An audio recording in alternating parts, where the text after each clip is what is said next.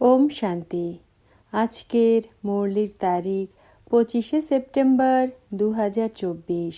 প্রাত মুরলি মধুবন। মিষ্টি বাচ্চারা, অসীম জগতের স্কলারশিপ নিতে হলে অভ্যাস করো একমাত্র বাবার স্মরণ ছাড়া অন্য কেউ যেন স্মরণে না আসে। প্রশ্ন: বাবার আপন হওয়ার পরেও যদি খুশি অনুভব না হয় তো তার কারণ কি? উত্তর: 1. বুদ্ধিতে সম্পূর্ণ জ্ঞান থাকে না। 2. বাবাকে যথার্থভাবে স্মরণ করে না। স্মরণ না করার জন্য মায়া ধোঁকা দেয়, তাই খুশি থাকে না।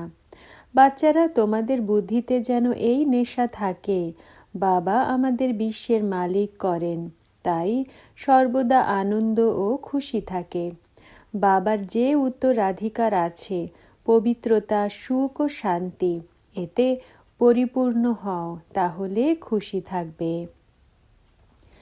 ধারণার জন্য মুখ্য সার। প্রথম পয়েন্ট: যেমন শিব বাবার কোনো আড়ম্বর নেই, সার্ভেন্ট হয়ে বাচ্চাদেরকে পড়াতে এসেছেন, সেই রকম বাবার সম অথরিটি হওয়া সত্ত্বেও নিরহংকারী হয়ে থাকতে হবে। পবিত্র হয়ে পবিত্র করার সেবা করতে হবে।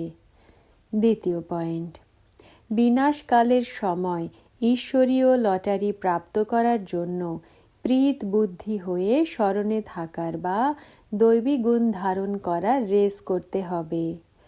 বরদান: শুদ্ধ সংকল্পের ঘেরা টোপের দ্বারা সেফটির অনুভব করে এবং অন্যদেরকে করিয়ে শক্তিশালী আত্মা ভব। ব্যাখ্যা: শক্তিশালী আত্মা হল সে যে দৃঢ়তার শক্তির দ্বারা সেকেন্ডেরও কম সময়ে ব্যর্থকে সমাপ্ত করতে পারে। শুদ্ধ সংকল্পের শক্তিকে চিনে নাও। একটা শুদ্ধ বা শক্তিশালী সংকল্প অনেক চমৎকার দেখাতে পারে। কেবল যে কোনো দৃঢ় সংকল্প করো, দৃঢ়তাই সফলতাকে নিয়ে আসবে। সকলের জন্য শুদ্ধ সংকল্পের বন্ধন ঘেরাটোপ এমনভাবে তৈরি করো যে যদি কেউ একটু দুর্বল থাকে, তার জন্য এই ঘেরাটোপ এক ছত্রছায়া হয়ে যাবে, সেফটির সাধন বা দুর্গ হয়ে যাবে। স্লোগান: সব থেকে শ্রেষ্ঠ ভাগ্য হলো তার যে ডাইরেক্ট ভগবানের দ্বারা পালনা, পড়া আর শ্রেষ্ঠ জীবনের শ্রীমত প্রাপ্ত করেছে। ওম শান্তি।